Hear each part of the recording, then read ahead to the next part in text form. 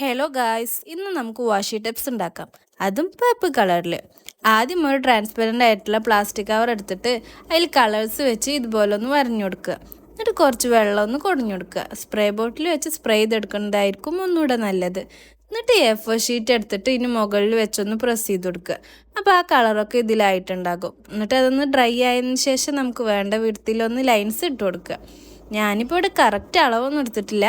ഇനി നമ്മളൊരു ബ്രഷിൽ കുറച്ച് വൈറ്റ് പെയിൻ്റ് ആക്കി കൊടുത്തിട്ട് ഇതുപോലെ ഒന്ന് തട്ടി കൊടുക്കുക.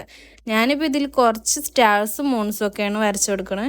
ഗ്ലിറ്റർ പെന്ന് വെച്ച് വരച്ചു കൊടുക്കുകയാണെങ്കിൽ ഇതിലേറെ പെർഫെക്റ്റ് ആയിട്ട് കിട്ടും. ഇനി അതെല്ലാം ഒന്ന് കട്ട് ചെയ്തെടുക്കുക. എന്നിട്ട് കുറച്ച് കട്ടിയുള്ള ഒരു പേപ്പർ വെച്ച് ഒരു റൗണ്ട് ഉണ്ടാക്കിയിട്ട് ഇതൊന്ന് ഒട്ടിച്ചെടുക്കുക. ജേർണലിംഗ് ഒക്കെ ചെയ്യുമ്പോൾ ആവശ്യമുള്ളത് കട്ട് ചെയ്തെടുത്ത് ഒട്ടിക്കാം.